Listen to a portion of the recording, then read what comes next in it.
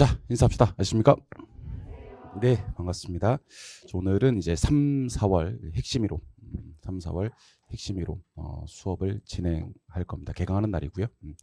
이게 이제 오늘 수업하는 내용이 부동산 개발론이라는 파트인데, 개발론은 그 1, 2월 달, 3, 4월 달 통틀어서 한 번만 진행을 할 거예요. 그래서 그 1, 2월 달 기본 이론에서 개발론을 하지 않았기 때문에 개발 이론에서는 요 강의가 종강이 될 거고요. 그리고 3, 4월 핵심 이론에서는 시작 강의가 된다라고 생각하시면 좋을 것 같습니다. 요 이론 과정을 좀 여러분들이 머릿속에 기억을 하시면 좋아요. 지금 수업하는 과정은 이제 교수님들이 3, 4월 생략해버리고 나도 여러분들이 이해를 하고 계셔야 됩니다. 이 3, 4월 달 수업하는 과정은 핵심 이론 과정이다. 요약집으로 진행하는 과정. 살짝 한번 그동안 수업했던 내용들을 한번 언급을 해보도록 하겠습니다. 오늘 처음 오시는 분들도 계시더라고요. 그 무슨 생각으로 오늘 처음 오셨는지 모르겠지만 아무튼 이렇게 오늘 처음 오신 분들도 계십니다. 물론 그 4월 달에 처음 오셔가지고 그 고득점으로 합격하신 분도 계셨어요. 상당히 고득점으로 합격하신 분도 계셨으니까 3월 달, 4월 달 처음 오셔서 안 된다는 건 아닌데 그래도 그 3, 4월 달 처음 오셨던 분들은 우리 기존에 공부하셨던 분들이 어떻게 공부를 하셨는지를 아는 게 좋을 것 같아서요.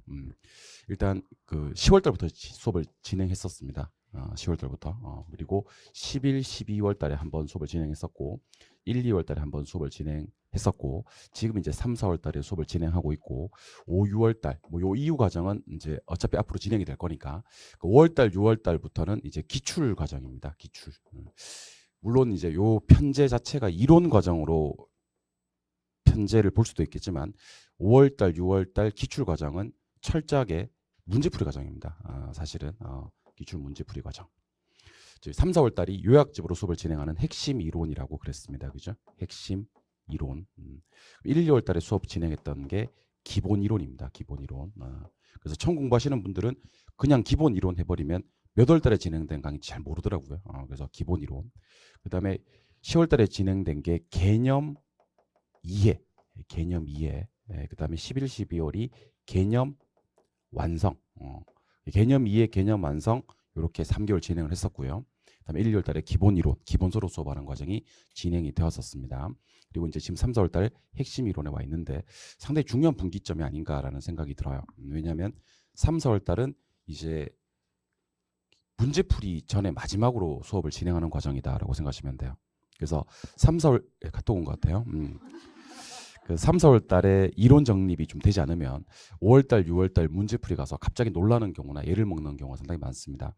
그리고 실력이 비슷했었어요. 예컨대 A라는 학생과 B라는 학생이 실력이 비슷했었고 모의고사 점수도 3, 4월 달에는 별반 차이가 없었는데 갑자기 5월, 6월, 7월, 8월 가면서 격차가 정말 나와 성적이 비슷해서 편하게 지냈고 같이 밥도 먹고 친하게 지냈단 말이야.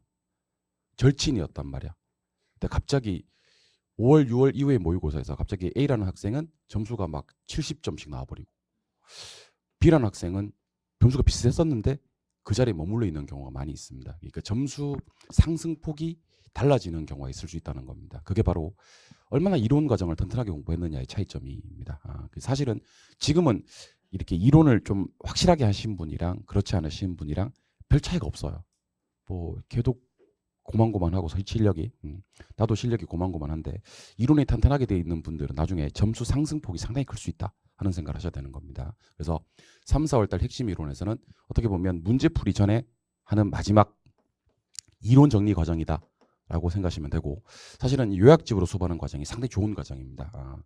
그리고 제가 시그니처 메뉴로 그 작년 합격생들이 상당히 좋아했던 추가 자료가 있습니다. 추가 자료가 있는데 그게 바로 합격 빈칸 노트. 제가 이름을 좀 바꿀게요. 이 우리 출판사에서 빵꾸 노트라는 게 있어가지고 빈칸 노트 오늘 나눠드린 자료 한번 꺼내 보실래요? 이걸 갖다가 이제 앞으로는 빵꾸 노트 하지 않고 빈칸 노트로 바꿔서 표현을 해드리도록 할게요. 그 빈칸 노트 보시면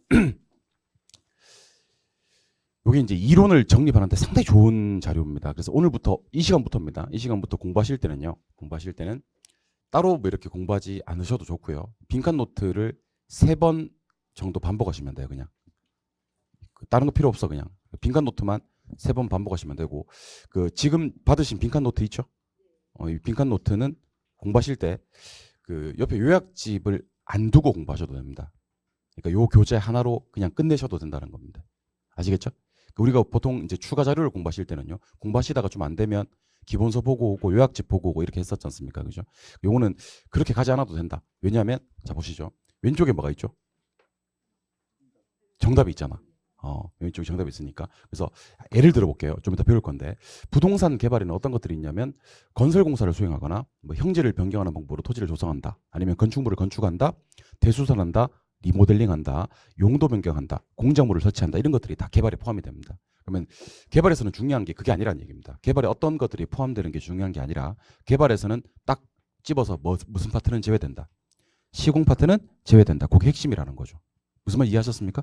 그래서 개발이 시공 제외되는 거구나라는 거 보시면 되고 개발업이란 것은 타인에게 공급할 목적으로 개발업을 수행하는 거구나라고 생각하시면 되는 거고 개발하는 주체는 1섹터, 2섹터, 3섹터가 있는데 1섹터는 공적 주체로서 국가 지자체 공사가 있고 2섹터는 사적 주체로서 개인 기업 조합이 있고 3섹터는 1, 2섹터가 같이 사업을 진행하는 거구나 이렇게 보시면 되는 겁니다. 부동산 개발의 단계 상당히 중요합니다. 7단계인데요. 아예 부탁 근검마 이렇게 해서 7단계로 갑니다. 근데 가운데 3단계가 중요합니다. 아이디어로 시작을 해서 무슨 타당성을 분석하고 답 있다니까. 자, 답 보고 와요. 예비적 타당성 예타 한번 하고 그다음에 뭐 사고 부지 사고 그다음 뭐야 타당성. 타당성을 몇 번 따지는 거예요? 2번 따지는 거예요. 부지 매입 전에 하는 타당성은 무슨 타당성? 예비적 타당성이고 부지 매입을 하고 나서 하는 타당성이 그냥 타당성 이렇게 공부를 하시면 되는 겁니다. 무슨 말 이해하셨죠? 예. 그러니까 요약집도 수업을 들을 때는 요약집이 필요하지만 집에서 복습하실 때는 요 합격 빈칸 노트를 공부하실 때는요. 요약집 따위도 필요 없습니다. 그냥 요것만 3번 반복하시면 됩니다. 그러니까 그동안 공부를 하고 싶었는데 어떻게 해야 될지 모르셨던 분들 아니면 복습을 하고 싶었는데 복습하는 시간이 너무 많이 소요되셨던 분들 그리고 1월달 2월달에 공부를 갖다가 열심히 하려고 하긴 했었는데 2023년 새해가 밝았으니까 열심히 하려고 했었는데 1월달 2월달이 너무 추워서 very cold 추워서 공부를 못 하셨던 분들이나 아니면 자꾸 애들이 집에 있대 방학이라서 그래서 공부를 못 하셨던 분들 이제 춥지도 않고 애들도 학교 갔고 그리고 이제 5월, 6월 문제풀이 하기 전에 마지막 이론 과정이기 때문에 좀 명운을 걸어야 되지 않나 하는 생각을 해봅니다. 사실 제가 뭐 지난번에도 한번 말씀드렸습니다만은 감정평가사 강의도 합니다. 감정평가사 강의도 하는 사람 다 유명한 사람이에요. 감정평가사 수험생들한테는 열심히 하라 소리를 하지 않습니다.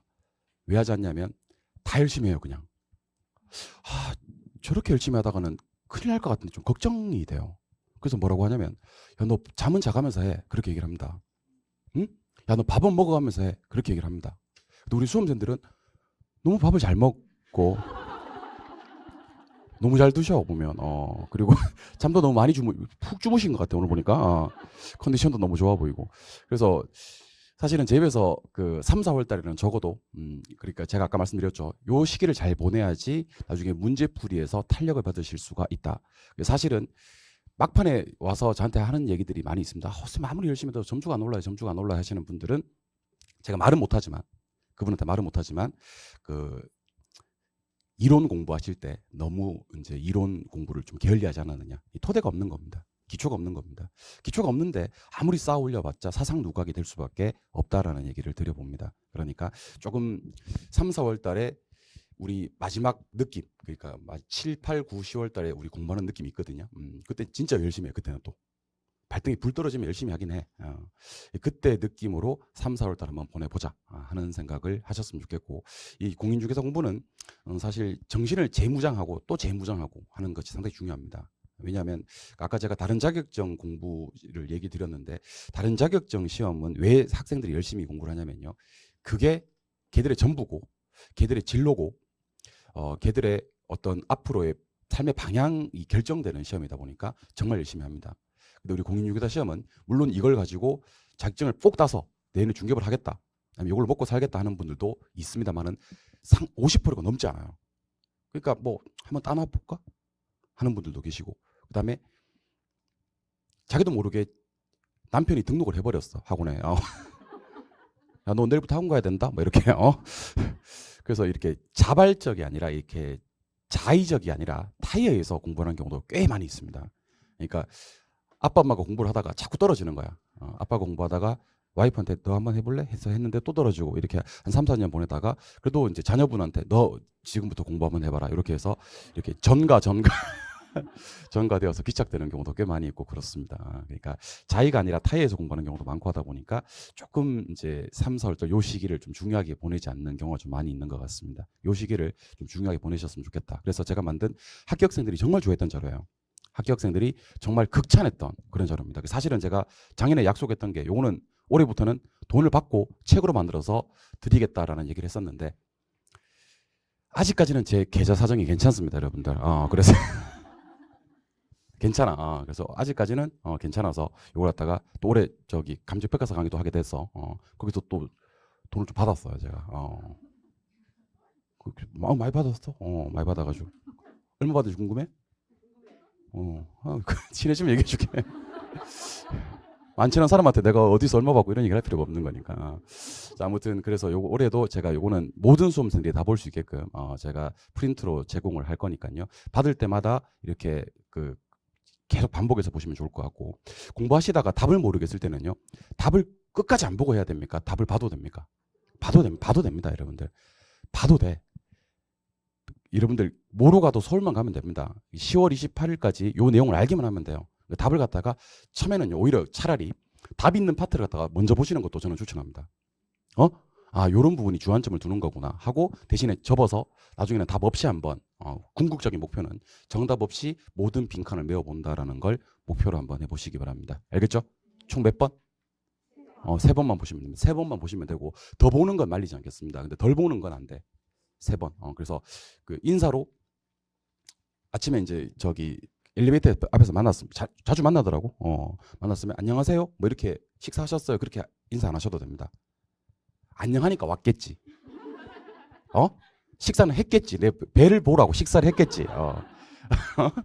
안녕하세요. 식사하셨어요. 이렇게 인사하지 마시고 쌤 저 3번 봤어요. 이렇게 인사를 하셨으면 좋겠습니다. 그럼 잘하셨어요. 이렇게 내가 받아줄게요. 이거 뭐냐면 How are you 이런 거야. 그러면 나는 이제 Fine, thank you, and you 뭐 이런 거야. 뭐가 3번 봤어요. 이렇게. 뭔지 몰라? 아무튼 그렇게 인사를 해주셨으면 좋겠습니다. 그러니까 빵꾸를 3번 보느냐 안 보느냐는요. 나중에 다시 한번 강조하지만 5월, 6월, 7월, 8월 달에 가면 상당히 큰 차이가 있다라는 얘기를 드려봅니다. 그리고 요약집으로 이제 3, 4월 달부터 수업을 진행할 건데 요약집 활용 방법에 대해서 좀 말씀을 드리도록 하겠습니다. 요약집입니다. 자, 일단 요약집 한번 볼게요. 요약집. 제일 첫 페이지 차례를 한번 보겠습니다. 차례를 보시면 우리 부동산학개론이 총 8개 편으로 구성되고 있다는 걸 아셔야 됩니다. 적어도 11월 달 아니면 1월 달부터 공부하셨던 분들은 우리 부동산학개론의 목차 정도는 알고 계실 겁니다. 1편이 총론입니다. 근데 총론을 제가 좀 이따 진도표에 보시면 아시겠습니다만은 총론을 제가 그 제일 처음에 원래 지금 만나면 저랑 뭘 해야 되냐면 총론을 해야 됩니다. 근데 제가 뭐부터 하죠 지금? 개발론부터 수업을 진행할 거거든요. 총론이 3문제 나오는데 제가 아까 말씀드렸잖아요. 그 뭐로 가도 서울만 가면 되니까 총론 3문제 나오는데 제가 3문제 맞추게 해드리겠습니다. 약속 드릴게요. 안 틀리고 3개 다 맞추게 해드릴게요. 총론 맞추게 해드릴 테니까 지금 총론 공부하지 맙시다. 이 아까운 시간에 총론을 공부하는 건 아니야. 지금 원래 뭐 해야 되냐면 원래 지금 시간에는 법경기 이런 거 해야 됩니다. 법경기. 원래 지금 시간에 뭐 해야 되냐면 필지, 획지, 후보지, 이행지, 나지, 건부지 이런 거 해야 돼. 원래 지금 여러분들이랑 저랑 만나서는 부동성, 영속성, 부증성, 개별성 이런 걸 해야 됩니다. 근데 생각보다 이걸 잘해요, 여러분들이. 왜냐하면 공인중개사 공부를 처음 이렇게 하시는 분들이 요거까지는 해요. 그래서 후보지, 이행지는 거의 전문가 수준이에요. 왜 그 수학 포기하는 애들이 갑자기 마음 먹고 나 오늘부터 수학 할래. 그럼 뭐 봐요? 집합. 그 수학 못하는 애들일수록 집합 전문가예요. 집합 명제는 거의 전문가들입니다. 집합 전문가들이 원래 수포자들입니다. 그러니까 자꾸 총론 파트 지금부터는 이제 그래서 진도 자체 그러니까 순서 자체는 목차 자체는 큰 의미는 없다. 그래서 항상 진도표를 휴대폰으로 찍어 놓으시고 이번 주 뭐 하고 다음 주 뭐 하고 이런 것들을 여러분들이 좀 챙겨 오셨으면 좋겠다는 얘기를 드려봅니다. 그러니까 예습을 하라는 얘기는 아닌데 적어도 다음 주에 할 수업이 무엇인지는 알고 학원을 나오시는 거 동영상을 들어주시는 것을 제가 권해드립니다. 그러면 일단 총론이 첫 번째고 요거는 뭐 지금은 안 할 거고 제일 마지막 주에 할 겁니다. 그다음에 경제론 요거 다음 주에 할 겁니다. 그다음 시장론 시장론 그리고 정책론, 요까지가 이제 부동산학개론의 절반입니다. 그래서 적어도 부동산학개론을 전반부, 후반부로 나눈다면 전반부에 있는 네 가지는 총론, 경제론, 시장론, 정책론이 있고 후반부에 가시면 이제 또 네 개 편이 나옵니다. 그 유명한 부동산 투자론이 나올 거예요. 투자론. 그리고 금융론, 투자론, 금융론. 그리고 오늘 하는 개발론. 그 오늘 하는 개발론이 부동산학개론의 후반부 7편이구나라고 생각하시면 좋을 것 같아요. 마지막으로는 감정평가론이 있다라는 것을 기억해 주셨으면 좋겠습니다. 그리고 아까 제가 그 수업 예습까지는 아니더라도 다음 수업에서 뭐 하는지는 알고 오면 좋다 그랬지 않습니까? 그죠? 그게 그 다음 페이지를 보고 오라는 얘기입니다. 그 다음 페이지. 다음 페이지 보시면 뭐 우리가 지금 하는 게 7편이니까 7편을 한번 볼까요? 그러면 7편. 요게 7편. 그러니까 저 예습하라는 얘기는 아닙니다. 예습하라는 얘기는 아니고 우리가 오늘 하는 파트가 부동산 무슨 논인데 개발론인데 문항수는 몇 개 정도 나오는 거구나. 4-5문제 정도 나오는 거구나. 오케이? 예, 그리고 난이도는 높구나 낮구나. 낮구나. 중요도도 낮습니다. 사실은. 그리고 계산 문제 따위는 거의 없습니다. 한 개가 있긴 한데 그거는 아주 쉽게 정리가 되는 파트입니다. 그리고 단순 암기 파트고 수험 후반부에 집중 공략해도 되는 단순 암기에서 바로 점수를 연결할 수 있는 부분이고 중요한 건 어떤 것들이 중요하냐면 개발에 의해서는 단계, 위험, 타당성 분석 이런 게 나오긴 하는데 많이 중요한 건 아니고 중요한 건 지금부터 부동산 개발의 유형 그다음에 민간 자본 유치 사업이라고 해서 영어 한번 읽어볼까요? 뭐요? BTO하고 BTL 이런 거 나오면 별 2개짜리이기 때문에 시험이 나온다라는 생각을 하셔야 되는 겁니다. 그리고 부동산 관리에서는 무슨 관리? 자산 관리, 우리 AM이라고 합니다. SM 매니지먼트, 자산 관리하고 부동산 관리 방식의 장단점, 요거 작년 기출 문제입니다. 관리에서 한 문제 나왔는데 관리 방식의 장단점이 작년에 나왔었습니다. 그리고 임대차 유형, 그래서 원래는 별 2개짜리인데 작년에 나왔기 때문에 한 개로 줄였고요. 마케팅 역시 별 2개짜리입니다. 시장 점유 마케팅, 고객 점유 마케팅, 관계 마케팅 구분해 주시고 이거면 영어 한번 읽어볼래요? STP 전략과 그다음 뭐야? 포피 믹스 전략. 이런 것들을 공부해야 되는 거구나 라는 정도만 이거 한번 읽고 오는 거랑 안 읽고 오는 거랑 천지 차이가 나요. 그러니까 이걸 한번 읽고 오시고 그럼 다음 주 수업은 경제론이거든요. 잠깐 볼까요? 그러면 경제론 2편. 다음 주 수업이 경제론인데 경제론 한번 보겠습니다. 경제론은 몇 문제 정도 나오는데 5개 나오는데 난이도는 높고 중요도도 높습니다. 계산 문제 다수 출제됩니다. 최소 2개에서 제가 예상하기로는 3개까지 나올 겁니다. 이번에 3개까지 나옵니다. 수요 공급 이해 위주로 공부를 하시고 수험 초반부부터 공략을 해야 되는 겁니다. 어떤 거 공부해야 될까요? 유량자량, 그 다음 수요량의 변화와 수요의 변화. 그 다음 상당히 중요한 것들이 몇 개 나오네요. 뭐요? 수요 변화 요인 시험에 나옵니다. 그 다음 뭐요? 균형 시험 나옵니다. 그 다음 뭐요? 탄력성 시험에 나옵니다. 그 다음 뭐요? 경기 변동과 거미집 이론 이런 것들이 시험에 나오는 거구나 라고 생각하시면 좋을 것 같습니다. 그래서 제가 여러분들한테 예습을 바라는 사람은 아닙니다. 예습을 바라는 사람은 아닌데 적어도 진도표를 보면서 다음 주 수업이 뭐고 그 수업의 중요 내용과 문항 수와 그다음에 계산 문제 출제 여부와 그다음에 중요도나 난이도 정도는 파악을 하고 오셨으면 좋겠다. 그러면 혹시 이게 너무 힘드시면요. 아침에 조금 일찍 오셔가지고 한 5분 정도 일찍 오셔가지고 그 잡담하지 말고 이런 거나 보면서 수업을 준비해 주시면 좋겠다라는 얘기를 드려봅니다. 아시겠죠? 예, 오케이. 그리고 이제 7편으로 한번 가봐야 되겠네. 7편. 교재 174쪽으로 갑니다. 174쪽.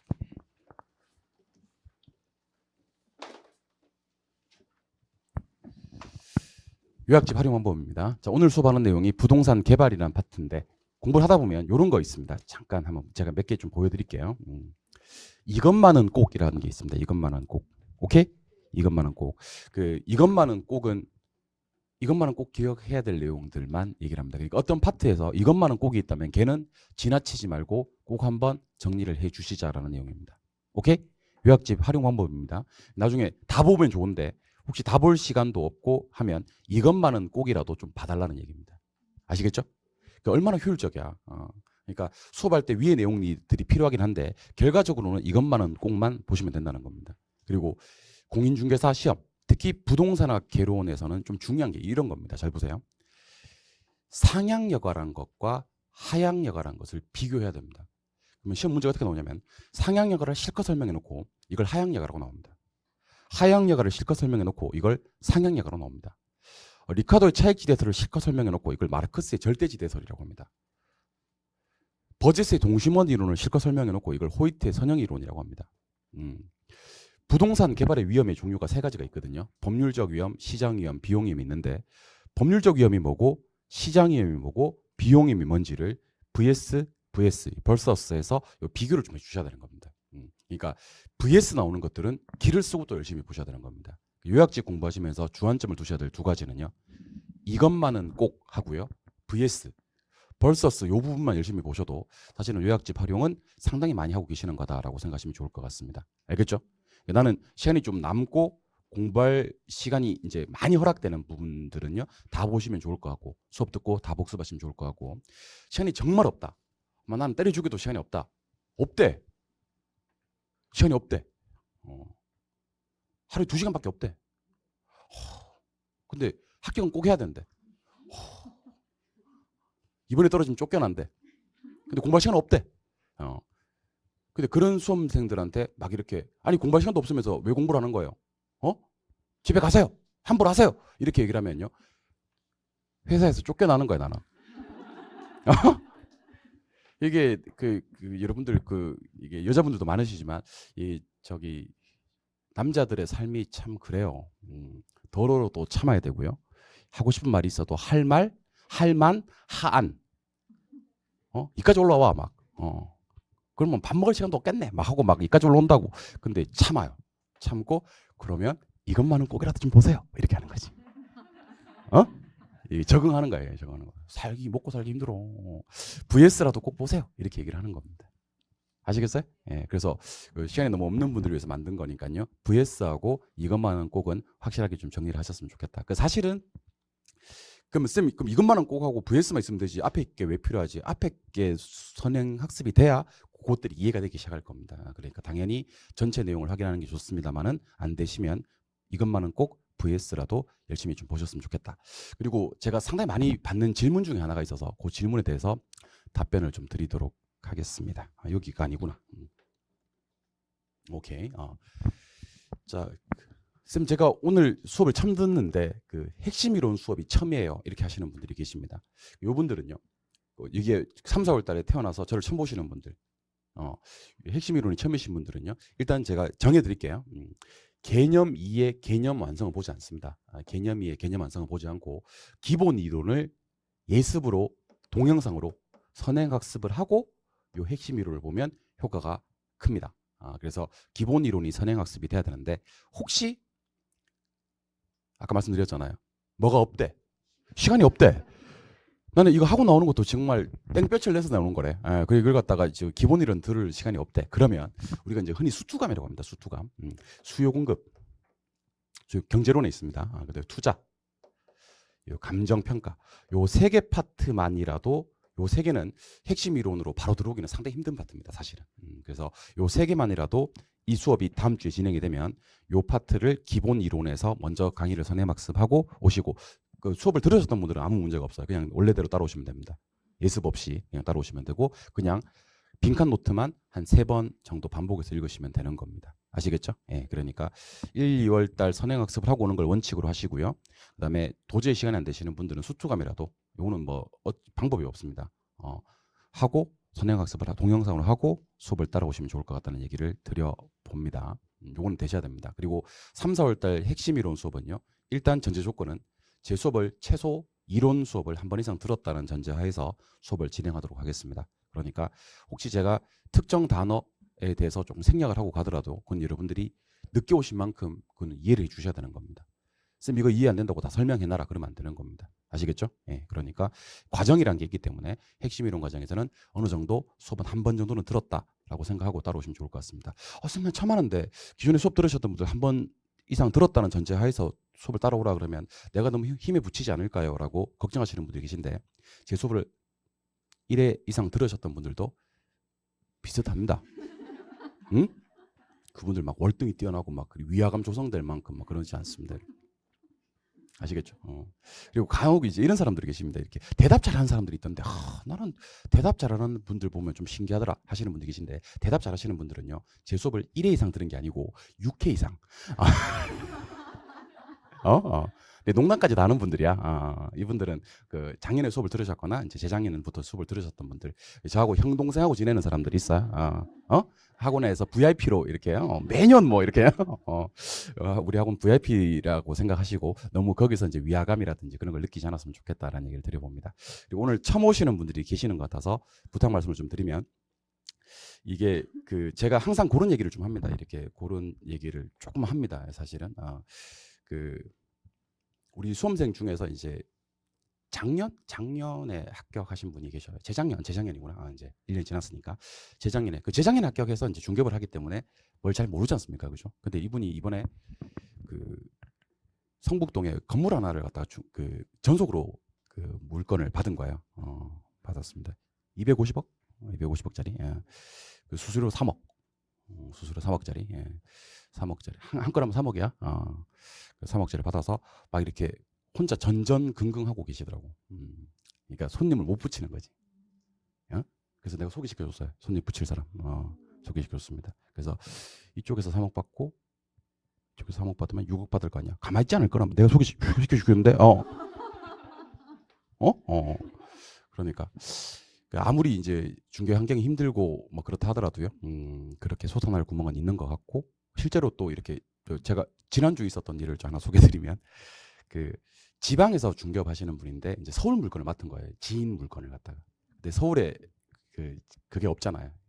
자기 인프라라든지 인맥이 없지 않습니까? 그래서 연락이 오셨어요. 그래가지고 이거 좀 그 부탁 좀 하겠습니다. 그래서 또 거기 계시는 분 됐어요. 그래서 됐습니다. 그 또 얼마 전에 제가 돈 받는 사람이 아니거든요. 그래서 또 돈을 주더라고. 주는데 안 받을 수도 없고 막 아무것도 안 했는데 전화만 이분 잘하시니까 여기 연결해 드렸는데 또 뭐 굳이 나오라 그랬어. 뭐 돈을 주고 막 그러더라고. 아씨. 받긴 받았어. 네. 아직도 있는데 어떻게 해야 되나 아직 고민하고 있습니다. 아무튼 요즘에 한 건씩 하니까 재미가 있어. 제가 무슨 얘기를 해드리고 싶냐면 그 제가 한 번씩 이런 얘기를 할 때 동기부여, 모티베이션을 받은 사람들이 상당히 많다 그러더라고요. 진짜 내년 이맘때는 우리 교수님이랑 물건에 관해서 얘기를 좀 한번 할 수 있는 그런 사이가 되었으면 좋겠다. 그런 얘기를 하시는 분들이 많더라고요. 그래서 한번 정신 바짝 차리고 우리 내년 이맘때는요. 그러니까 그런 정말 돈 되는 얘기를 한번 해볼 수 있었으면 좋겠다는 얘기를 드립니다. 아시겠죠? 오케이?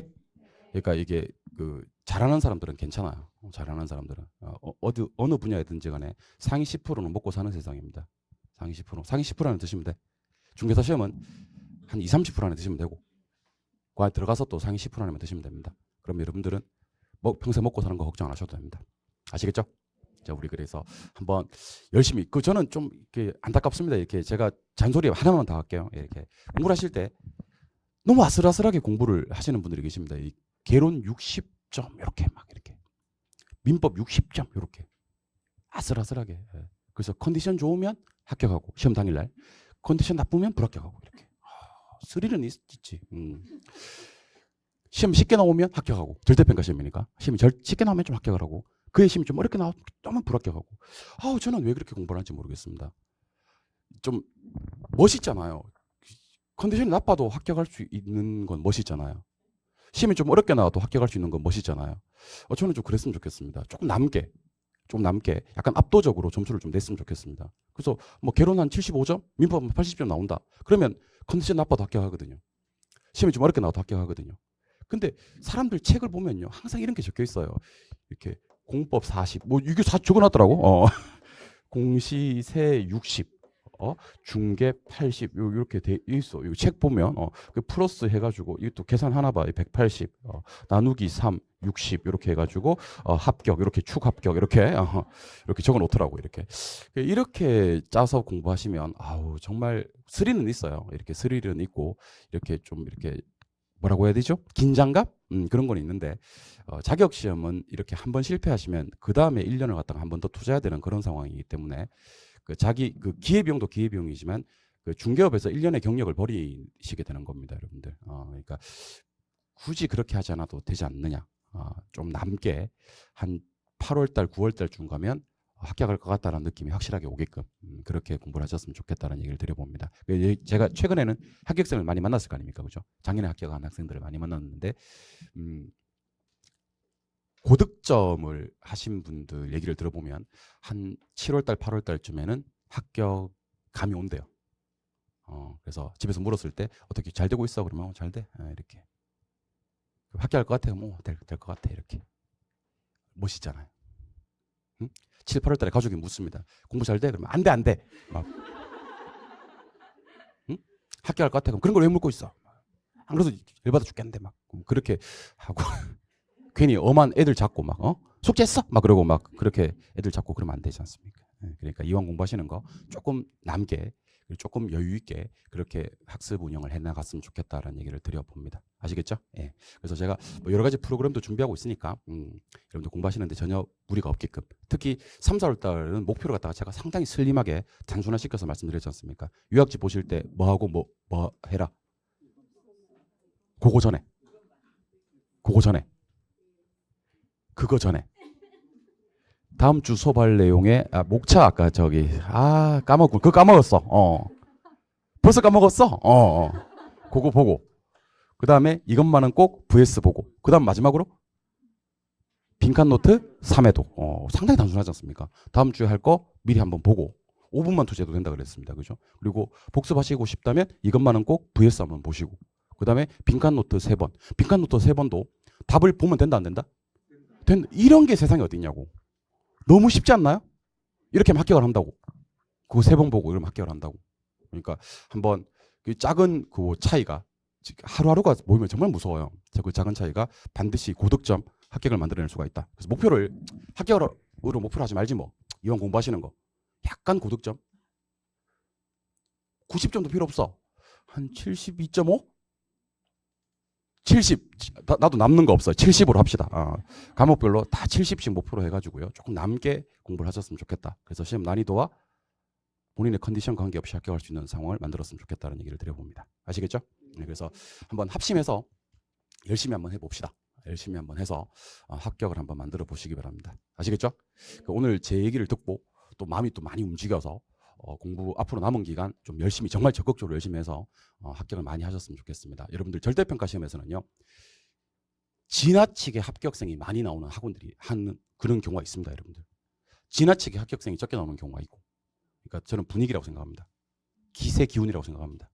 여기 계신 분들 냉정하게 얘기를 할게요. 다 합격 못해요. 근데 정말 많은 인원이 합격할 수는 있습니다. 정말 많은 인원이 합격하실 수는 있습니다. 아시겠죠?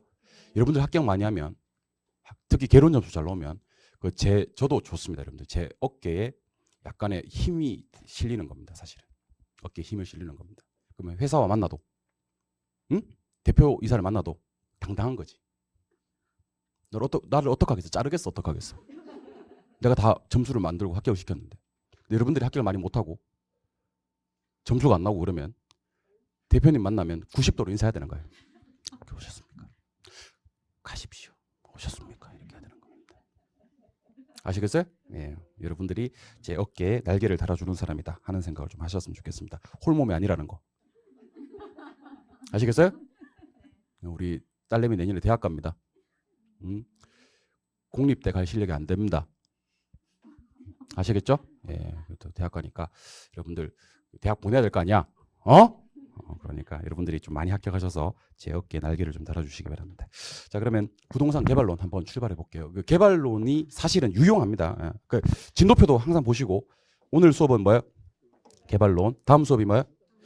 이렇게 쭉 진행이 될 거다는 거. 그리고 지금 원래 참여해야 됐던 총론은요. 제일 마지막에 서둘러서 마칠 거예요.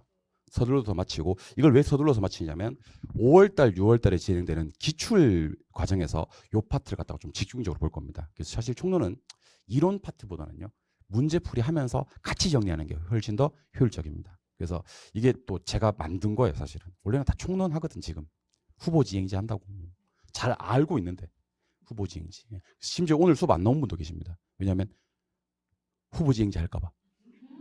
그건 자기 아는 거지. 내가 역으로 치는 겁니다, 여러분들. 오늘 안 나오시 보고 있나 안 나오신 분들 개발론 진행할 겁니다. 개발론은 시간 투자를 조금 적게 해도 점수로 연결할 수 있는 부분이다라는 생각을 좀 해주시고요. 개발로 지금부터 출발해 보도록 하겠습니다. 자, 가보겠습니다. 교재 페이지는 174쪽입니다. 혹시 기본서로 따라오실 분들은 376쪽, 기본서 페이지가 여기 있죠. 예, 기본서로 따라오실 분들은 376쪽이다라는 것을 알고 오셨으면 좋겠습니다. 자, 마음에 준비하시고 출발합니다. 자, 개발을 정의한 법 조문이 있습니다. 부동산 개발이 뭐냐를 규정한 법 조문이 부동산 개발업의 관리 및 유혹성에 관한 법률, 항상 보통 2조가 정해요. 2조가.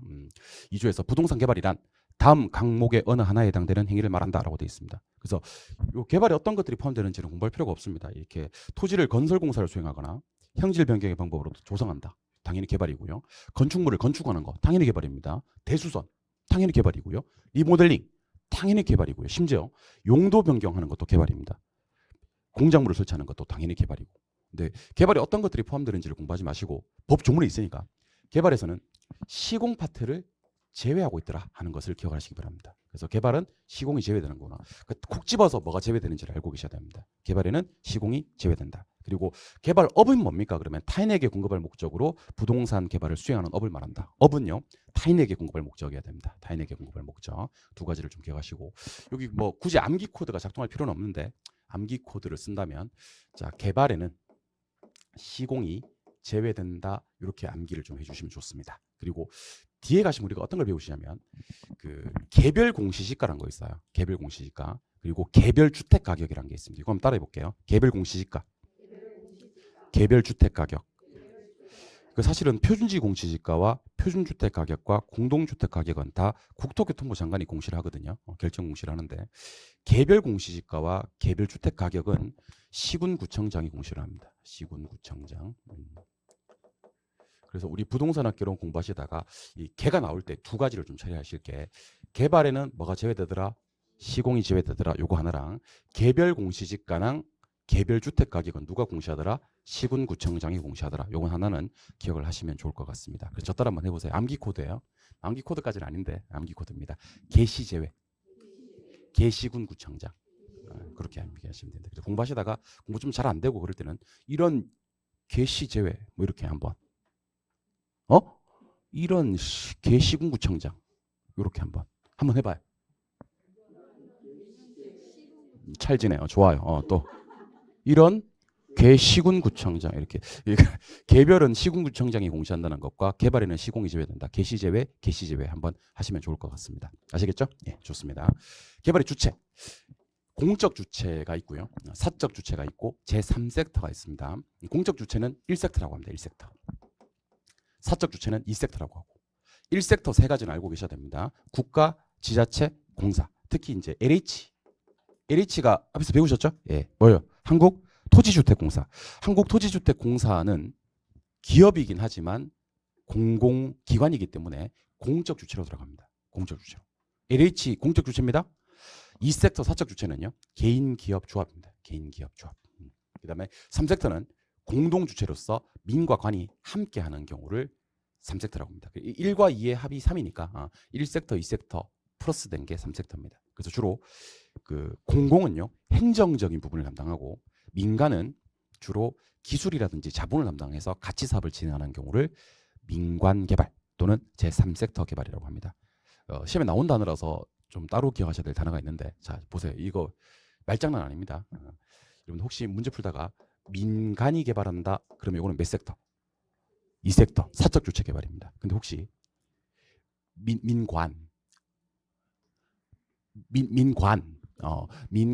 민관이 하면 몇 섹터예요? 3섹터입니다. 민간인지 민관인지 잘 봐야 됩니다. 이 관이란 말이 시험에 뜨면 관공서 얘기하는 거예요. 관공서. 당연히 공적 주체를 얘기하는 겁니다. 그래서 전보로 갔을 때 관운이 있다 이렇게 점쟁이가 그렇게 얘기를 하면 내가 공무원이 될 수 있겠구나라고 생각하시면 됩니다. 그게 관운이라 그래요. 관운. 국가의 녹을 먹을 운이 있다는 거지. 관. 그래서 민간은 사적 주체고 민관은 3섹터다라는 것을 기억하셨으면 좋겠습니다. 자, 부동산 개발의 과정은 5단계짜리가 있고 7단계짜리가 있는데 5단계짜리는 별로 중요하지는 않습니다. 편하게 보세요. 계획하고요. 두 번째, 세 번째만 좀 조심하세요. 협의인가요? 그리고 시행처분입니다. 그럼 7번 볼게요. 계획 다음에 계획인가요? 계획 다음에 협의인가요? 협의예요. 협의 다음에 인가를 받아요. 그리고 시행처분. 그래서 계획 협의인가 시행처분, 계획 협의인가 시행처분. 한번 따라해볼까요? 계획 협의인가 시행처분. 이 두 번째, 세 번째가 협의인가라는 것만 기억하시고 까먹어도 좋아요. 까먹어도 좋고 제 시험에는 요거 제 생각에는 요게 한번 나올 것 같은데 7단계. 7단계입니다. 7단계는 일단 구상으로 시작을 합니다. 구상을 영어로는 뭐라 그래요? 아이디어. 영어로 더 많이 나옵니다. 아이디어. 생각하고 그다음에 타당성 분석을 2번 받아요. 무슨 분석을? 타당성 분석을. 하나는 어떻게 타당성을 분석하냐면 계략적으로. 또 하나는 뭐예요? 구체적으로. 근데 첫 번째 하는 타당성은 무슨 타당성? 예비적 타당성이고요. 부지 매입을 합니다. 그죠? 그 이후에 하는 타당성은 무슨 타당성? 그냥 타당성입니다. 그래서 이것도 전 실행, 실행 이렇게 보시면 됩니다. 부지 매입 전에 하는 실행 가능성은 뭐예요? 전 실행이고 부지 매입 이후에는 그냥 실행. 그리고 돈 빌립니다. 뭐예요? 금융, 짓습니다. 건설, 팔아먹어요? 마케팅. 하지만 마케팅은요. 특히 이 임대 요놈은요. 초기부터 실시하는 게 좋지 중반이나 후반부에 실시하면 좀 늦어요. 무슨 말인지 알려드리겠습니다. 여러분들 마케팅이 마지막 단계긴 한데 초기부터 신경을 쓰자라는 것은 무슨 말이냐면 한번 입지하면 좀처럼 잘 움직이지 않는 임차인들이 있습니다. 이걸 중요 임차자 그러기도 하고요. 정박 임차자라고 하기도 하는데 어떤 거 생각하시면 좋냐면 병원, 약국, 은행 같은 거 생각하시면 좋아요. 병원, 약국, 은행은요. 좀처럼 잘 움직여 안 움직여 한번 입지하면 안 움직이지. 요런 애들을 초기 확보해 놓으면 참 좋다는 겁니다. 그래서 여러분들 왜 차 타고 가시다 보면 아직 건축물은 채 완성되기도 전인데 플랜카드 하나 붙어서 무슨 은행 예정지, 무슨 병원 몇 월 진료 예정 이런 거 보셨죠? 이런 것들은 초기에 마케팅 실시해서 임차자들을 확보해 놨다. 중요 임차자들을 확보해 놨으니까 다른 군소 임차자들은 입지 결정을 서두르세요 하는 겁니다. 그럼 방금 제가 소개드렸던 중요 임차자, 정박 임차자라고 했던 게 병원, 약국, 뭐 그다음에 은행 이런 것들이라고 했지 않습니까? 특징이 하나 있습니다. 유동인구를 상당히 많이 몰고 다녀요. 그래서 이런 애들을 입지해 놓으면요, 다른 임대 공간을 임대해 먹기가 상당히 쉬워요. 그래서 여러분들 그 건물주가 제일 좋아하는 게 병원 들어온다 그러면 엄청 좋아합니다. 병원 들어온다 그러면 한 심지어 어떤 경우는요, 한 1, 2년 동안 임대를 안 받아. 렌트 풀이 하는 경우가 있습니다. 걔들만 일단 들어오기만 하면 안 나가니까 잘. 근데 뭐 이렇게 떡볶이집은 많이 들어왔다 나갔다 그래요. 어? 그다음에 뭐 옷가게도 수시로 들락날락합니다. 호두과자 맨날 뭐 들어왔다 나갔다 합니다. 그래서 그런 군소 임차자들을 보다는 중요 임차자들을 사전에 확보하자. 초기부터 그런 애들은 신경 써서 잡아놓자라는 취지로 이해하시면 좋겠습니다. 그래서 부동산 개발이 7단계를 거치는데요. 일단 암기할 때는 이렇게 암기를 하시면 됩니다. 자, 따라해보세요. 아예 부타 금건마. 한번 해볼게요. 아예 부타 금건마. 시작. 그리고 여러분 뉴스 보다 보면 여기 단어들이 상당히 많이 나올 건데요. 첫 번째 아이디어를 냅니다. 구성을 합니다. 그리고 상당히 중요한 게 예비적 타당성입니다. 예비적 타당성. 왜 예비적 타당성이 중요한지 압니까? 수익을 예비적 타당성을 아직 부지 매입을 하지 못했기 때문에 계략적으로는 분석합니다만은 그래도 예비적 타당성을 통과해야지, 타당성 있다고 통과해야지 그다음 뭐로 갑니까? 부지 매입으로 가는 겁니다. 맞잖아요. 그럼 예비적 타당성의 분석 결과 타당성이 없다고 생각이 되면 부지를 안 사는 거예요. 오케이? 그 에타가 통과되고 나면 그다음 뭐 하고요? 부지 매입하고 그다음 구체적으로 뭐요? 타당성하고 돈 빌립니다. 금융, 지어요. 건설, 그리고 팔아먹어요. 마케팅. 그 제일 중요한 건 아이디어 구상으로 시작해서 근건마로 끝나는 거 맞지? 뭐로 시작해서? 아이디어 구상으로 시작해서 근건마로 끝나는 거 맞지? 중간에 3단계는 뭐를 기점으로 해서? 부지 매입을 기점으로 해서 전 실행, 실행 사이에 부지 매입이 있는 거예요. 예비적 타당성, 타당성입니다. 그래서 뉴스 같은 거 보다 보면 예타를 면제한다는 말이 있습니다. 예타 면제는 상당히 커요.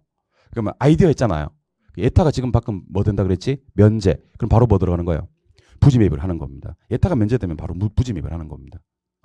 그다음 무슨 분석하고 타당성 분석하고 돈 빌리고 짓고 팔아먹는 걸 하는 겁니다. 그래서 배운 사람들은 요걸 갖다가 예타 타 이렇게 얘기를 해요. 실제로 그런 얘기를 씁니다.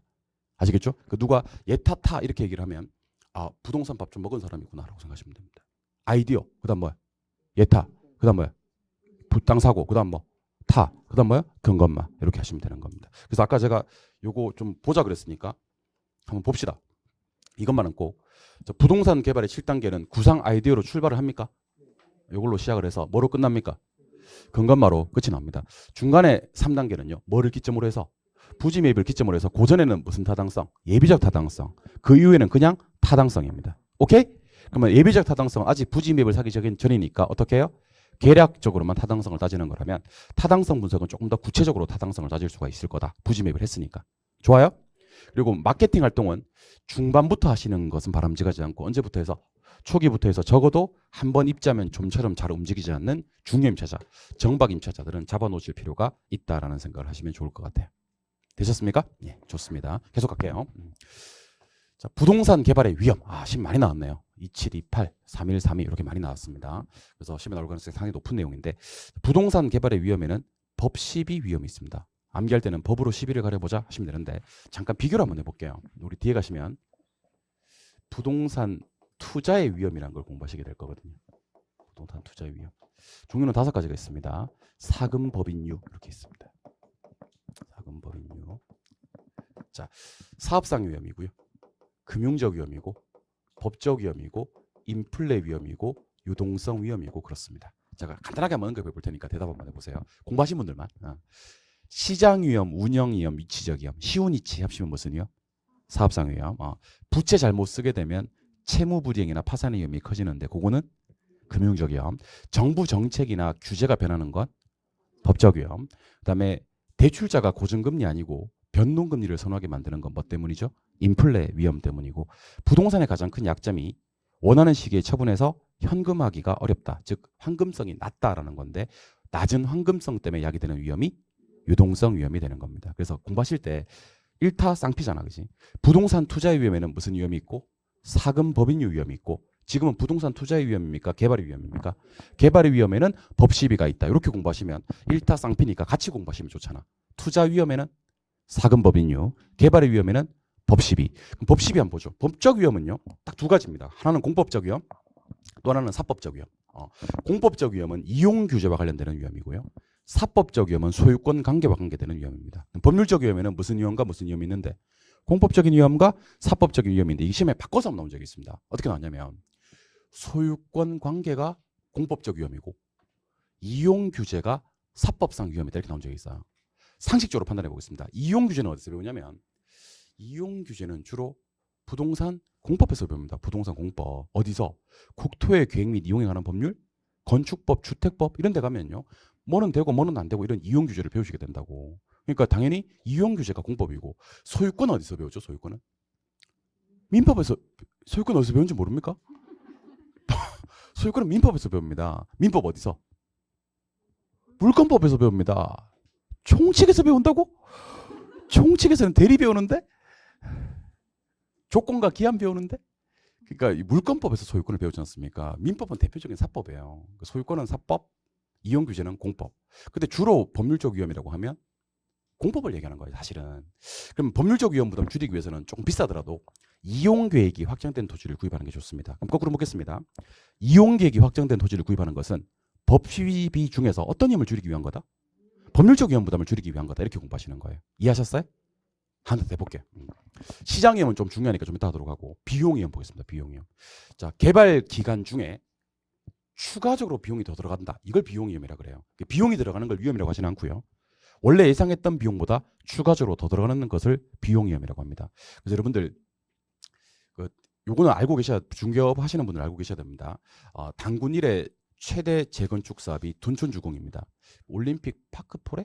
하여튼 뭐 그런 아파트인데 그게 세대가 12,000세대예요. 재건축이 되고 나면 왜 중요하냐면 이 둔촌주공 재건축은요 엄청 중요할 수밖에 없는 게 제가 한번 얘기 드렸을 건데요. 그 둔촌주공이 재건축되고 나서 그 거기서 세대 수 인구가 그 완도군 장성군 인구보다 많대요. 이게 웬만한 기초 지자체보다 인구가 많대요. 그러니까 둔촌주공 아파트가 재건축된 이후에 걔보다 작은 기초자치단체가 30개가 된대요. 인구가 작은 데가. 그러니까 그냥 볼 수가 없는 겁니다. 그리고 우리나라에서 최대 단지니까 어쨌든 12,000세대는 12,000세대가 최대 단지고 두 번째가 그 헬리오시티 송파구 가락동에 헬리오시티가 9,500세대입니다. 9,500세대. 얘는 12,000세대. 예. 거기가 얼마 전에 공사가 중단됐었거든요. 둔촌주공 막 짓다가 왜 중단됐어요? 비용 위험. 비용 위험. 그러니까 추가적으로 비용이 더 들어가는 거지. 비용을 더 달라고 했더니 조합에서 못 준다고 한 거지. 그러면 공사 못 한다. 중단한 거지. 이걸 비용 위험이라 그래요. 그럼 비용 위험 줄이기 위해서는 어떻게 하는 게 좋냐면 추가적인 비용이니까 최대 가격 보증 계약이라는 걸 체결하면 좋아요. 최대 가격 보증 계약.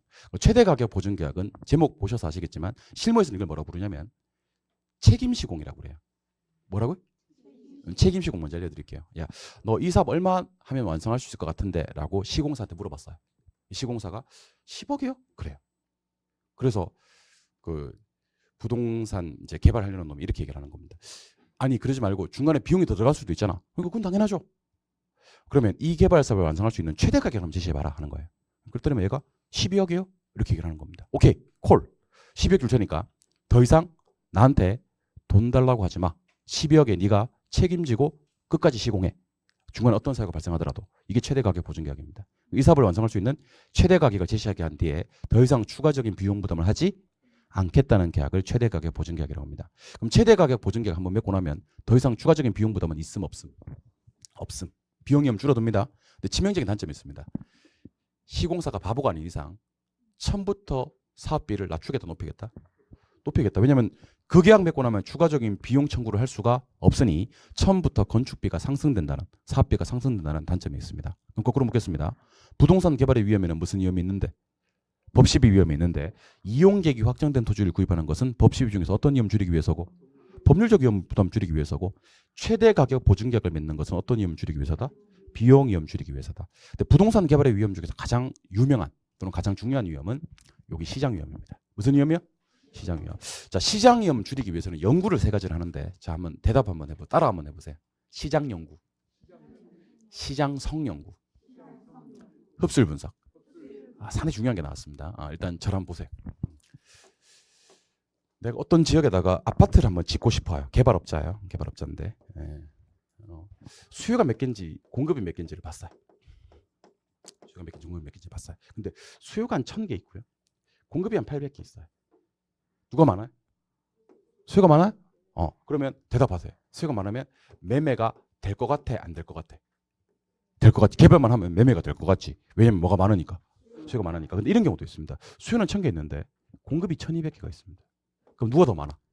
공급이 더 많지. 그럼 개발을 하더라도 매매가 안 될 가능성이 있다는 거. 소비가 안 될 가능성이 있다는 것이. 이해하셨습니까? 자, 그러면 수요 몇 개, 공급 몇 개 이런 거 따지는 것들을 갖다가 우리는 시장 연구라 그래. 무슨 연구? 시장 연구. 그 시장 연구란 것은 특정 부동산의 수요가 몇 개인지 공급이 몇 개인지를 따지는 연구를 시장 연구라 그래요. 오케이? 그러면 매매. 자, 매매와 똑같은 말을 좀 알려드리겠습니다. 매매와 똑같은 말은 분양? 분양과 똑같은 말을 좀 알려드리겠습니다. 뭐 소비? 요런 것 아니면 뭐 거래? 요런 게 되느냐 안 되느냐를 따지는 것을 우리는 시장성 연구라고 합니다. 자, 그럼 대답 한번 해보셔야 됩니다. 여러분들 시장하고 시장성하고는 일단 같은 말이에요, 다른 말이에요? 완전 다른 말이에요. 그 시장하고 시장성은 완전히 다른 말입니다. 시장하고 시장성은 같은 말이 아닙니다, 여러분들. 수요가 몇 개인지 공급이 몇 개인지 따지는 게 시장 연구고 팔리겠다 안 팔리겠다, 매매 되겠다 안 되겠다, 거래 되겠다 안 되겠다, 소비가 되겠다 안 되겠다, 분양 될 것 같다 안 될 것 같다를 따지는 게 뭐죠? 시장성입니다. 그럼 질문. 수요가 몇 개인지 공급이 몇 개인지를 봐야 매매될지 안 될지를 알 수 있는 겁니까? 아니면 매매될지 안 될지를 봐야 수요 공급성을 알 수 있는 겁니까? 상식적으로. 아니 수요가 몇 개인지 공급이 몇 개인지를 봐야 매매가 될 것 같다 안 될 것 같다를 판단할 수 있지 않습니까? 그럼 누가 선행하고? 시장이 선행해요? 시장성은 후행합니다. 그래서 누가 선행하고 누가 후행하는지도 아셔야 되고요. 수요 공급 따지는 게 무슨 연구고 매매될지 안 될지 따지는 게 무슨 연구인지도 알고 계셔야 되는 겁니다. 아시겠죠? 그럼 제가 이거 안 틀리는 방법을 좀 알려드리겠습니다. 여러분들 요거 지금은 안 헷갈리지만 시간이 조금만 지나서 매매될지 안 될지 따지는 건 시장성 연구예요. 그러면 맞는 것 같아. 지금은 안 그런데 수요 공급 상황 따지는 것은 시장성 연구예요. 그럼 맞는 것 같아. 왜냐면 둘 다 들어봤던 말들이거든. 지금 정리 안 놓으시면 큰일 납니다. 그래서 잘 들으셔야 됩니다. 수요와 공급이 만나는 곳이 뭐죠? 그래요. 수요 공급이 만나는 곳이 시장이야. 누가 시장이 뭐예요? 그러면 수요 공급 만나는 곳 하시면 됩니다. 수요 공급 나오면 시장이고. 자, 다시 매매될지 안 될지를 따지는 게 시장성인데 시장성은요 반대말이 있어요. 자, 매매가 빈번히 이루어지면 뭐가 있다?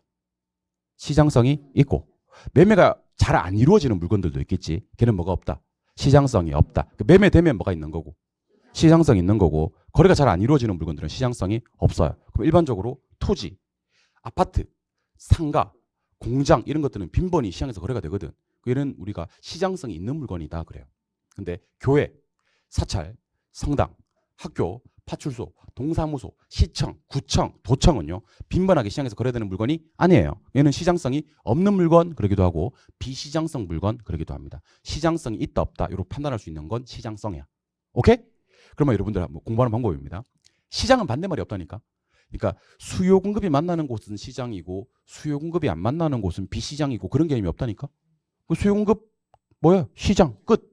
근데 시장성은 뭐냐면 매매가 빈번히 이루어지면 뭐가 있는 거고 시장성이 있는 거고 매매가 이루어지지 않으면 시장성이 없는 거다라는 겁니다. 알겠죠? 이게 플랜 B야. 플랜 C도 하나 알려드리겠습니다. 요즘 상당히 강화된 법이 하나 있습니다. 상당히 유명한 법이죠. 성매매 특별방지법. 매매 될지 안 될지를 따지는 게 성매매 이렇게 하시는 겁니다. 아시겠죠? 예, 그럼 저를 보시고 이제 안 틀려.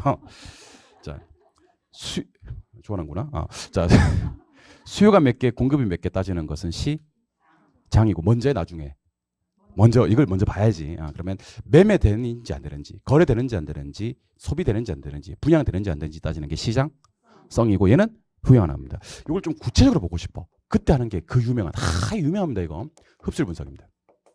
사실은 흡수율 분석하고요 시장성 연구는 개념이 똑같아요. 사실은.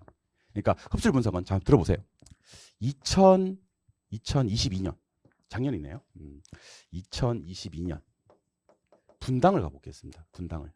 분당에 갔더니만 아파트가 한 10,000채 정도가 공급이 됐대요. 10,000채 정도 공급이 됐고 그중에서 9,500채가 분양이 됐고 분양은 뭐지? 매매? 그다음 뭐야? 소비? 그다음에 거래가 됐고 거래가 안 된 게 그럼 몇 개라는 얘기예요? 500개. 그럼 500개는 뭐 된 거지? 미분양된 거지. 그럼 이걸 퍼센트로 한번 얘기해 보죠. 퍼센테이지로 얘기하면 얘가 몇 퍼? 95%? 얘가 몇 퍼? 5% 이렇게 되는 겁니다. 이 퍼센트를 갖다 우리는 뭐라 그러죠? 율이라고 하지 않습니까? 그죠? 퍼센트를. 어렵지 않잖아. 퍼센트를 율이라고 합니다. 퍼센트로 한번 대답해 보세요. 95%를 무슨 율? 흡수율. 5%를 무슨 율? 공실률. 근데 이걸 둘 다 공부할 필요는 없어요. 왜냐하면 두 개 합치면 100% 나와야 되거든. 무조건 두 개 합치면 100%. 그러니까 흡수가 90% 됐으면 공실은 몇 프로 있는 거고 10%. 흡수 안 되고 남은 거니까. 흡수가 70% 됐으면 공실률은 30%. 그럼 흡수율 분석이 먼저 알려드릴게요. 상당히 구체적이고 미시적이어야 됩니다. 상당히 구체적이고 지역을 정해야 돼. 기간을 정해야 되고. 그러니까 일정 기간, 특정 지역에서 공급된 부동산이 얼마만큼 소비되고 분양되고 매매되는지를 조사하는 것을 갖고 우리는 흡수율 분석이라고 합니다. 근데 흡수율 분석은 잘 들으셔야 됩니다. 분석이 있고 목적이 있습니다. 이게 중요하다 이거. 자 보세요. 흡수율 분석은요. 과거 추세 분석입니다. 과거 추세 분석. 과거란 말은 생각해도 괜찮습니다. 추세란 말이 원래 과거야. 과거 추세 사실은 과거 추세는 국어적으로는 조금 그래. 왜냐하면 같은 말 두 번 하는 거거든. 추세가 지난 거를 얘기하는 거예요. 오케이? 몇 년도 거니까? 2022년도 거니까. 왜 2022년도 거를 분석할까요? 2023년도 통계는 아직 안 나왔으니까. 이제 겨우 아직 1사분기도 안 지났어요. 분기도 안 지났는데 2023년도 통계를 구할 수가 없으니까. 오케이? 근데 혹시 시험에서 왜 흡수율 분석을 하나요? 목적이 뭐예요? 그러면 이걸 미래 예측이 나와야 됩니다. 무슨 예측? 미래 예측. 그 두 개를 분리해서 공부하셔야 됩니다. 자, 잘 보세요. 흡수율 분석은 미래 분석이에요. 추세 분석이에요. 추세 분석이에요. 2022년도 자료 분석한 거라니까. 근데 이렇게 분석하는 이유가 뭔데? 목적이 뭐야? 이걸 왜 분석하는 건데? 그러면 자, 이 지역은 분당 지역은 아파트를 지었을 때 흡수가 잘 되는 지역이에요? 잘 안 되는 지역이에요? 95%는 정말 흡수 잘 되는 지역이란 말이야. 그렇잖아? 그럼 앞으로 이 지역에 개발 사업을 해도 되겠다 안 되겠다? 되겠다는 것을 상당히 구체적으로 알아보기 위한 게 흡수율 분석이 되는 겁니다. 근데 얘랑 비교해야 될 게 중요합니다. 이게 민감도 분석이라는 게 있습니다. 무슨 분석? 오늘 처음 듣는 분들은 이제 투자론 공부를 하시면 돼요. 투입 요소를 변화시켰을 때 그 투자 내 결과치가 어떠한 영향을 받는지를 분석하는 기법을 민감도 분석이라고 합니다. 이것도 마찬가지입니다. 아까 시장성은 반대말이 있다 그랬잖아. 매매되면 시장성이 있고 매매 안 되면 시장성 없다 그랬잖아. 흡수율도 시장성 분석의 구체적인 방법이니까 반대말이 있어. 한번 해볼까요? 그 시장에서 소비된 건 무슨 율? 흡수율. 소비 안 된 것. 공실률. 매매된 것. 흡수율, 매매 안 된 것, 공실률, 그 소비가 된 것, 소비가 안 된 것. 이렇게 있는데 민감도 분석은 반대말이 없어. 투입 요소를 변화시켰을 때 결과치가 어떠한 영향을 받는지를 분석하는 기법은 민감도 분석이고, 투입 요소를 변화시켰을 때 결과치가 어떠한 영향을 안 받는지를 분석하는 건 둔감도 분석이고 뭐 그런 게 없다니까. 그러니까 맨날 시험 어떻게 나오는지 아십니까? 흡수율 분석 실컷 설명해 놓고 요걸 민감도 분석이다 이렇게 나와요. 민감도 분석 실컷 설명해 놓고 요걸 흡수율 분석이다 이렇게 나와요. 그리고 맨날 시험에 나오는 게 흡수율 분석의 목적은 과거와 현재까지의 추세를 파악하는 것이다 이렇게 나옵니다. OX. 목적하고 미음 나오면 미래하고 미음 나와야 됩니다. 목적은 미래입니다. 목적은. 분석 자체는 추세 분석이지만. 그러면 제가 질문 드리면 OX로 한번 대답해 봐요. OX로. 자, 잘 보시고. 지난 1년 동안 시장에 공급된 부동산이 얼마만큼 소비되는지 비율을 조사해서 추세를 파악하고 미래를 예측하는 것이 목적인 이 분석은 민감도 분석이다. 이건 무슨 분석이야? 흡수율 분석의 목적은 과거, 현재까지의 추세를 정확하게 파악하는 것이다. X. 목적은 뭐다? 미래 예측이 목적이다. 이렇게 나와야 되는 겁니다. 그럼 저랑 보시고. 시장 위험을 줄이기 위해서는 연구나 분석을 세 가지 해야 됩니까? 대가리 치워드릴까요? 예. 연구나 분석을 세 가지 해야 됩니까? 예. 제가 물으면 대답하세요. 먼저 하는 거예요. 이거는요. 나는 누군지 대답하시면 돼. 수요가 몇 개인지 공급이 몇 개인지 따지는 건 시장 연구고, 매매 될지 안 될지를 좀 따지는 것은 시장성 연구고, 시장성 연구의 구체적인 방법으로서 상당히 구체적이고 미시적 분석입니다. 지난 1년 동안 시장에 공급된 부동산이 얼마만큼 소비되는지 비율을 조사해서 추세를 파악하고 미래를 예측하는 것이 목적인 이 분석은 흡수율 분석이고, 아울러서 투입 요소를 변화시켰을 때 결과치가 어떠한 영향을 받는지를 분석하는 기법은 민감도 분석이고, 다 구분해서 정리하시기 바랍니다. 오케이? 오케이 안 오케이? 그럼 제가 보세요. 그럼 제가 설명은 좀 드렸고, 요 시행사가 위험이 있는데요. 스스로 관리할 수 있는 위험과 스스로 관리할 수 없는 위험입니다. 자, 저런 보세요. 우리 투자에 가시면 총위험이라고 배우시는데 체계적 위험과 비체계적 위험의 합인데요. 체계적 위험은 피할 수가 있어 없어? 없어. 비체계적 위험은 피할 수가 있어. 요게 이제 체계적 위험과 비체계적 위험은 투자론에서 나오는 거고, 개발론에서는 스스로 관리할 수 있는 위험, 스스로 관리할 수 없는 위험 그래요. 스스로 관리할 수 있는 위험은 내부에서 생긴 위험이고요. 스스로 관리할 수 없는 위험은 외부에서 생긴 위험이고, 이건 혹시 시험에 나온다면 아싸 하셔야 됩니다. 아싸. 자, 지금 보세요. 부실공사 하자에 따른 책임 위험은 부동산 개발 사업의 내부에서 생긴 위험입니까? 외부에서 주어진 위험입니까? 부실공사 안 하면 되는 거잖아. 이건 스스로 관리할 수가 있는 위험인데, 한번 보겠습니다. 매장 문화재 출토, 거시적 시장 환경 변화, 사업지 주변의 사회 간접 자본 시설의 확충 지연, 행정 변화에 의한 사업 인허가 지연, 이런 것들은 내부에서 생기는 거예요? 외부에서 주어지는 거예요? 스스로 관리할 수가 없는 위험이다. 그 문제가 어떻게 나오냐면, 부실공사에 따른 위험은 스스로 관리할 수 없는 위험이다. OX. X. 매장 문화재 출토로 인해서 사업이 지연되는 것은 스스로 관리할 수 있는 위험이다. X. 뭐 그런 식이야. 오케이? 그리고 분석 두 가지 중요하다 그랬습니다. 자, 한번 보세요. 무슨 분석과 무슨 분석이 있는데, 민감도 분석과 흡수율 분석이 있는데, 민감도 분석은 뭐죠? 투입 요소를 변화시켰을 때 결과치가 어떠한 영향을 받는지를 분석하는 거 맞습니까? 무슨 분석은요? 흡수율 분석은 시장에 공급된 부동산이 일정 기간 동안 소비되는 비율을 조사하는 거 맞습니까? 그래서 뭐를 파악하는 것인데, 추세를 파악하는 건 맞는데, 혹시 흡수율 분석하는 목적이 뭐야? 그러면 목적은 추세 분석이 아니라 그랬죠. 뭐가 목적이야? 미래 예측이 목적이다. 이 두 개 분석 비교하실 수 있겠습니까? 그럼 이것만은 꼭 한번 가보자. 이것만은 꼭에 가시니까 부동산 개발의 위험에 뭐가 있다는 것과 법 시비가 있다는 것과 법률적 위험 부담은 무슨 위험과 무슨 위험을 구분하시고, 공법적 위험과 사법적 위험을 구분하시고, 이걸 줄이기 위해서는 뭐를 해야 된다? 이용 계획이 확정된 토지를 구입한다. 수요 공급 따지는 게 뭐고요? 시장. 요거 선행해요? 매매 될지 안 될지 따지는 것은 뭐예요? 시장성. 요거는 후행해요? 흡수율 분석은 뭐를 분석하는 거긴 맞는데, 과거 추세를 분석하는 건 맞는데, 혹시 흡수율 분석하는 뭐는요? 목적은 미래 시장성을 예측하는 것이 목적이지 과거 현재까지만 나와서는 안 된다라는 게, 이것만은 꼭 해서 기억하셔야 될 내용입니다. 아시겠죠? 여기까지 수업하고 복습을 할 때는 어떻게 하면 되느냐면, 좀 시간이 좀 오버되긴 했는데, 복습을 할 때는 어떻게 복습하면 되냐면, 제가 좀 마음이 급해요 지금. 나 말리지 말라고 나를. 자, 그러니까 이제 요거 빈칸 노트. 자, 지금 보시죠. 빈칸 노트는요, 그 오른쪽은 어떤 글자도 쓰면 안 돼. 원본 유지해야 돼. 오른쪽을 뭐 쓰고 싶으면 어떻게 써야 되냐면, 기아펜으로 써야 돼. 기아펜으로 정자로 써야 돼, 날려 써야 돼. 기압에는 날아가는 거야 원래. 대충 날려서 쓰는 거야. 아시겠어요? 그 제가 어떤 얘기를 들었냐면 진짜 그 강의 먹기 힘들어요. 그 빈칸이 너무 작다는 거야. 자기 글자 쓰고 싶은데 너무 작다는 거야. 왼쪽에 답이 있는데 그냥 그 예전에 깜지하듯이 그냥 이렇게 흉내만 내면 되는데 굳이 정자로 쓸 필요 없는데. 그러니까 이게 또 칸이 너무 커져 버리면요, 이게 너무 볼륨이 커져 버려요. 제가 그 글자 크기를 키우려고도 고민해 봤었는데 그 자료 만드는 것 정도는 저한테 좀 자유를 주시기 바랍니다. 자율권을. 아시겠습니까? 글자 작다고 지랄을 해요. 글자 작다고. 글자를 키워라. 막.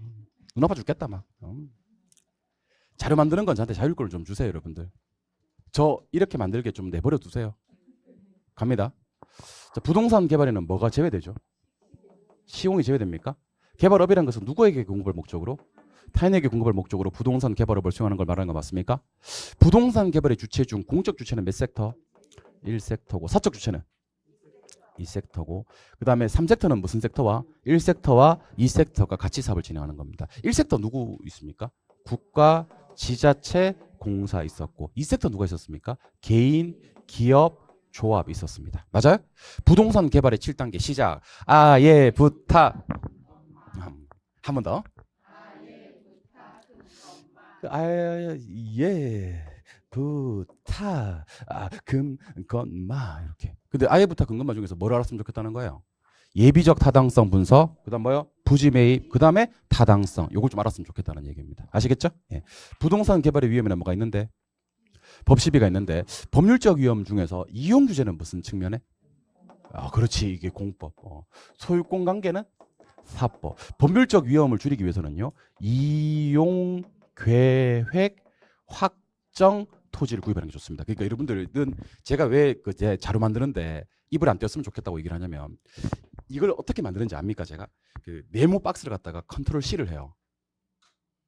네모 박스 하나를 컨트롤 C를 한다고. 그래서 혼자 집에서 뭘 하냐면 컨트롤 V 하면서 이용 계획 확정 이거 한다니까 혼자. 이걸 갖다가 글자를 다 센다니까 내가 답을. 이것만 해도 머리가 터질 것 같은데 자꾸 글자를 키워달라 막 이렇게 이용 계획 확정 이거 하고 있다니까 지금. 한 칸 더 생기면 또 지랄하고 한 칸 덜 생기면 또 하나 또 지랄하고 해서 내가 얼마나 이걸 열심히 하는데 여러분들. 고뇌가 있어 저도. 오케이? 계속 갑니다.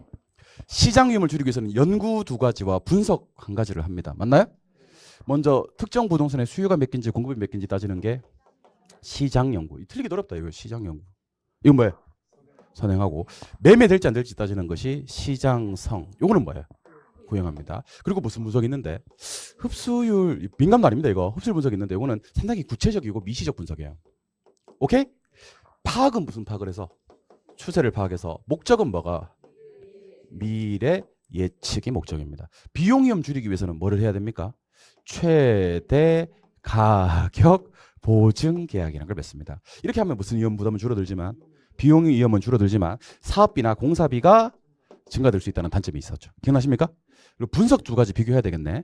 자, 무슨 분석이란 게 있는데 민감도 분석이란 게 있는데 요거는 뭐가 변함에 따라서 투입 요소가 변함에 따라서 그 결과치가 어떤 영향을 받는지를 분석하는 거라면 방금 배웠던 흡수율 분석은 시장에 공급된 부동산이 소비되는 거.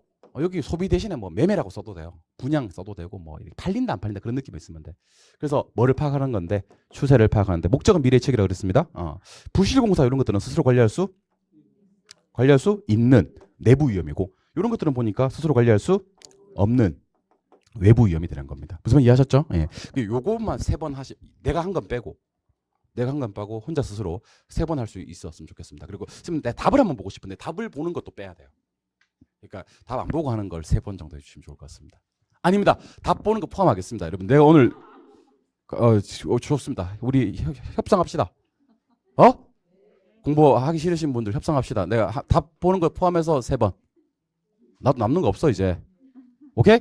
네, 그렇게 합시다. 그렇게 하시면 돼요. 그래서 제가 이걸 갖다가 수업 마칠 때 따로 촬영을 한번 해드릴게요.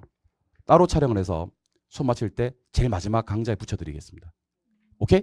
그 나중에 집에 가서 혼자 동영상으로 복습하실 때는요. 그냥 그 강의만 딱 듣고 있으면 돼. 그러면 그날 복습 끝. 오케이? 혼자 답 보는 것보다는 그래도 제 그 강의 들었던 사람의 음성으로 전체 내용을 한번 복습하시는 게 효율적이지 않겠습니까? 그죠? 예, 그래서 이걸 제가 싹 다 지우고 이걸 나중에는 이제 지금은 제가 이걸 그냥 보여드린 거고 이렇게 칸 키워가지고 왼쪽 안 보이게 한 다음에 지금은 왼쪽이 보여서 살짝 왼쪽 안 보이게 한 다음에 이렇게 해서 한번 정답부 없이 한번 쭉 한번 훑어드리겠습니다. 좋아요? 그렇게. 그래서 그 3, 4월 달에는 이렇게 하면요 점수가 안 나올 수가 없습니다. 왜냐하면 이게 이 빵꾸가 전부 다 그러니까 굳이 빵꾸까지 메워야 돼 하시는 분들이 계시는데 아까 제가 말씀드렸던 고득점, 아슬아슬한 공부가 아니라 고득점, 맞다 틀렸다의 개념보다도 훨씬 더 구체적인 공부입니다. 3, 4월 달 요 그 작년에 합격생들이 상당히 좋아했던, 상당히 도움을 많이 받았다고 했던 교재니까요. 요 교재를 공부하시면 반드시 3, 4월 달이 지나면 그 비포 애프터로 구분될 만큼 부동산학 개론에서는 전혀 다른 사람이 되어 있을 것을 확신합니다. 알겠죠? 저 우리 3월 달, 4월 달 이제 춥지도 않고 애들도 학교 갔으니까 우리 3, 4월 달부터 본격적으로 열심히 한번 해봅시다. 아시겠죠? 좀 쉬었다가 다음 진도 가도록 하겠습니다. 쉬겠습니다.